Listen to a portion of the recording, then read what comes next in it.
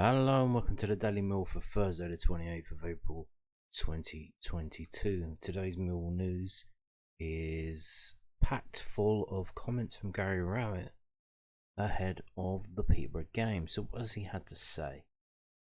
Well, we're going to start off with this, and this is from news@den.co.uk, and it's Mill boss Gary Rowett on leaving out Billy Mitchell and ending a run of consecutive starts.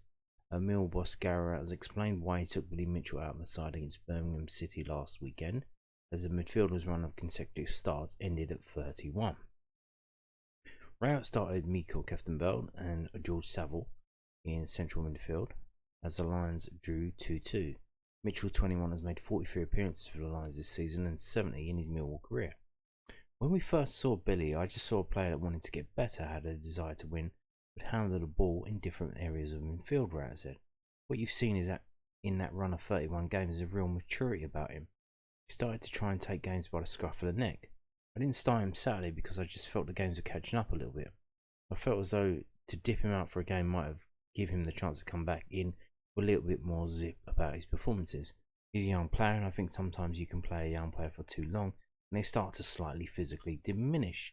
Billy will have a really good opportunity to come back into the team potentially and build on those 31 games. I think he's been brilliant for us this season.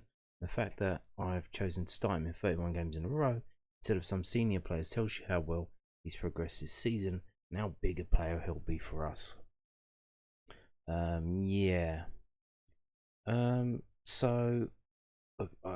Millwall, like a lot of clubs, they have I believe this pro zone system. I think it might be league wide actually. They all chip in and it's like a league thing. So they track players, they track how much they run and all their metrics and stuff, and they can see if a player's starting to drag a little bit. So I think they might be looking at his numbers from that, and it might be, I think it was the game at Preston where he gave the ball away for the goal. His passing was a bit off. Maybe that's the performance where he kind of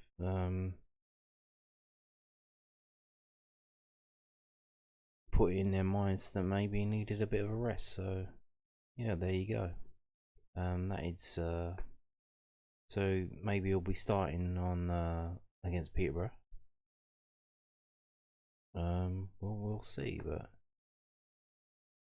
I think a lot of people kind of disagreed with Miko Keftenbeld coming in for the Birmingham City game. They thought it was like, oh well, he used to play out there. It's kind of like how he really wants to play against them to like prove a point because they let him go.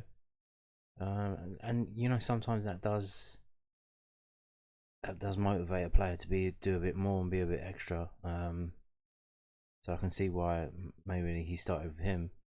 If you've got Billy Mitchell not performing at the level that he was before, getting a bit tired, and you've got a player who desperately wants to play against his former club, he's very motivated to do well against them. I can see why you might make the change, but didn't really pay off.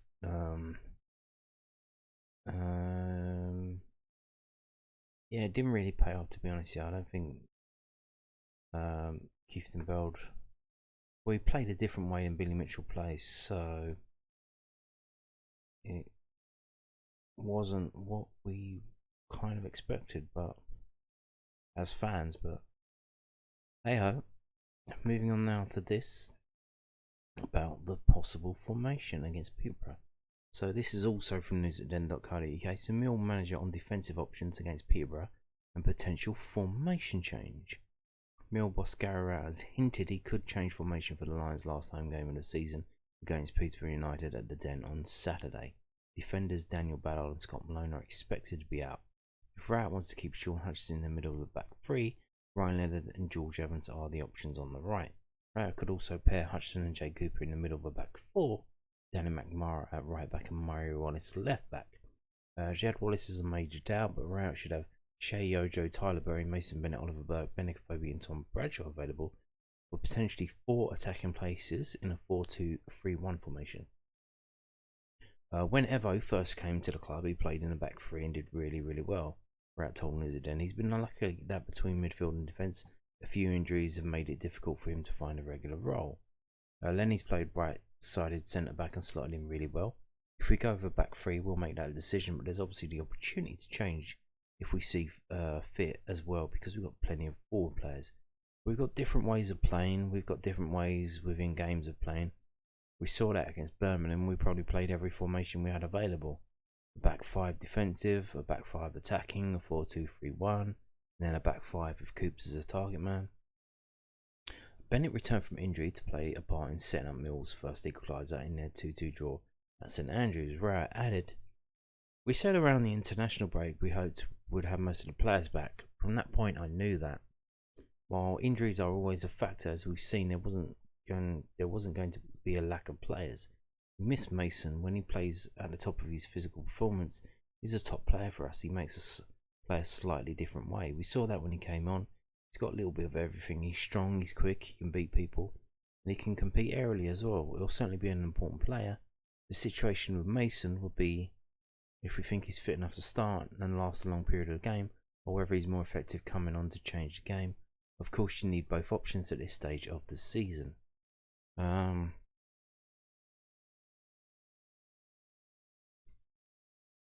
I would imagine that depends how we're going to play. I imagine if we are in any kind of lead, that Rowett would make change substitutions that would probably try and defend that lead. I don't think he's going to, even though we need the goal difference, I don't think he's just going to keep hammering at Peterborough. If we'd say 3-0 up, I don't think he's going to do that. He's probably going to dial it back a bit and play a bit, had a bit more defensive in there, and then still go forward, but with a little bit more defense as well. So if you get to the 60-minute mark and we're 3-0 up, or the 70-minute mark, is he going to bring Mason Bennett on, or would he bring someone else to fit into the middle, maybe Kefton Build or something? I don't know. We shall see, though. We shall see. Yeah, a lot of people playing very well at the moment. Phoebe, Bradshaw, Bennett playing very well. So more from Gary Rowett on Tyler Burry. So what's happening there? So this is from londonnewsonline.co.uk. So Mill boss reacts to West Ham United transfer winger link. Gary Rowett has relaxed about speculation claiming West Ham United are looking at Mill winger Tyler Burry. The 21-year-old has scored twice in 14 championship appearances for the Lions this season, with a bad hamstring injury cutting short an impressive loan spell at Hartlepool United in the first half of the campaign. The pacey and direct Burry netted in back-to-back league matches against QPR and Derby County in February, but has been a less frequent starter in recent weeks. They're all just stories at this stage of the season, Mill boss Rowett told the South London Press. 5% of the transfer speculation has some truth, and the other 95% is just to stoke it up by different outlets and different people. Everyone wants a story. Tyler Burry got in our team scoring goals. I imagine most Premier League clubs would watch him at some point, just like they would with Zach or Billy Mitchell. Most Premier League clubs would come and watch Billy, but coming to watch someone and putting an offer in to sign them are two different things. I don't really treat it particularly seriously. And what this refers to, if you don't know, is that David Moyes was at our game on Bank Holiday Monday, I believe it was, Easter Monday, against Hull. Now on the day of and the day after, the stories were that he was watching, was it Lewis Potter for Hull? And then since that day, we've literally had, he's been watching this player, that player, all sorts of other players. And now it's Tyler Burry's turn. Oh, he was there to watch Tyler Burry. So you don't know what's true and what's not. Don't know. But I think it's just. Here's what I think. I think Millwall fans are very active online. Especially on stories online, they click on them. I think someone wants to make a bit of money by getting Mill players, Mill fans to click on the story. So they put it out there that he was actually there watching Tyler Burry. And here's the thing: Tyler Burry wasn't set to play. He hasn't played that much this season. So why would you turn up to a game just randomly hoping that he would play? That doesn't really make sense. If you were going to go and watch a game to see a player, it would be someone who's starting. So you would pretty much be confident that they would be starting. So yeah, I think that's bullshit as well, to be honest with you. Maybe he saw him while he was there and thought, oh, okay, that's interesting. But we don't know, and no one does, and I think it's all bullshit, to be honest with you. So moving on now to more comments from Gary. I told you he was busy this week. About the Oliver Burke situation. So this is from londonnewsonline.co.uk as well. Mill boss on Oliver Burke's situation after Sheffield United made a bid comment earlier this week.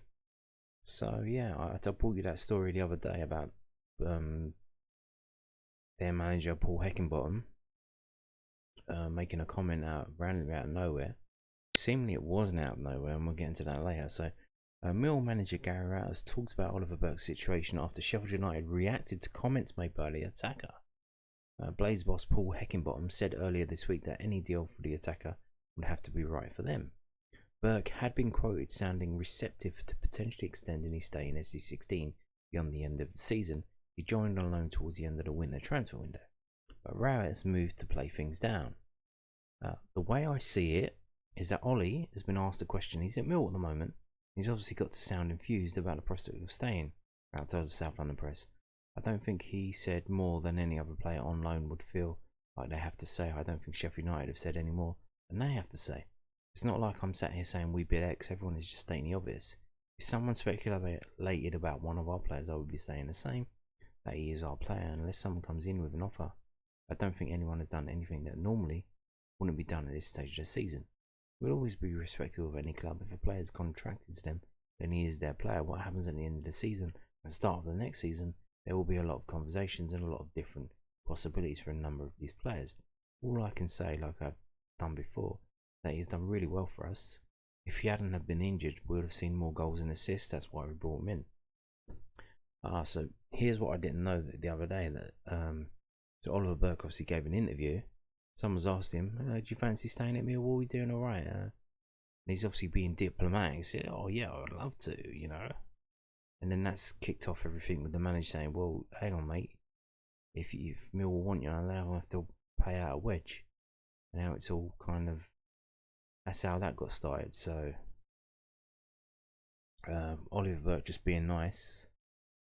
When if he was being truthful, he said, I would love to, mate, but I don't think they're going to afford me. I'm fucking loads of money. But yeah, yeah, so Oliver Burke just being nice in an interview. Has got the Sheffield United manager telling Millwall to get their wallet open if they want him. So there you go. Everything is linked.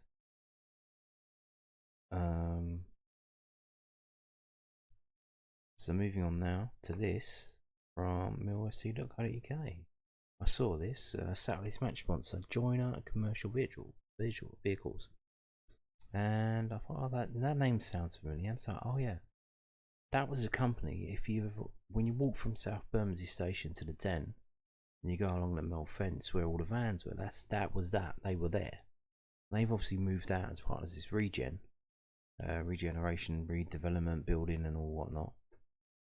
So I just thought I'd have a little read of this and see what they've been up to. So, yeah, Mill's match sponsor for Saturday's Sky Bet Championship visit of Peterborough United is Joiner Commercial Vehicles. Head of the fixture with Posh, we spoke to the company for the lowdown. Introduce yourself. We are commercial vehicle dealers. Joiner Commercial Vehicles, and have been in business for over 60 years, formerly trading as Irish Joiner and Son. The company is currently run by Keith and Jordan Joiner.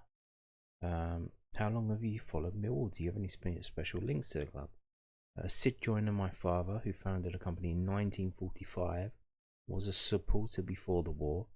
My first game was in 1964. Jordan's in 1991, and Jordan's son's first game was 2 years ago. So literally 3 generations of Millwall there involved in this company. How could Millwall supporters benefit from your company services?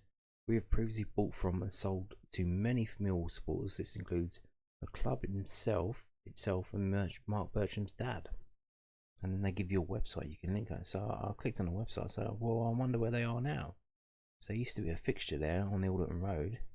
You would, every time you walk past, you walk from the station to the ground. That they're there. You'd have to walk past their place there. So I wonder where they are now. And here's their website, what they're selling. And there, if you look there, look, there's a dustbin collecting vehicle. Get your own bin lorry. Wonder what you could do with a bin lorry other than collect rubbish. I don't know.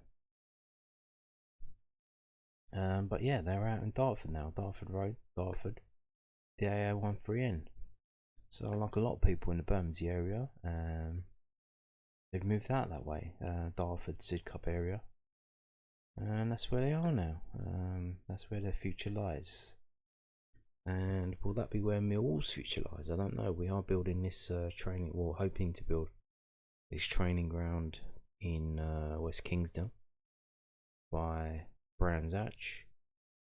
That looks set to go ahead, but we haven't got any planning documents yet. But yeah, you're moving out and out and out as the sea gets bigger and bigger. And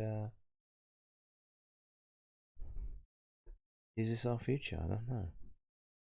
So, nearly the end. We're going to show you this now. This is a preview.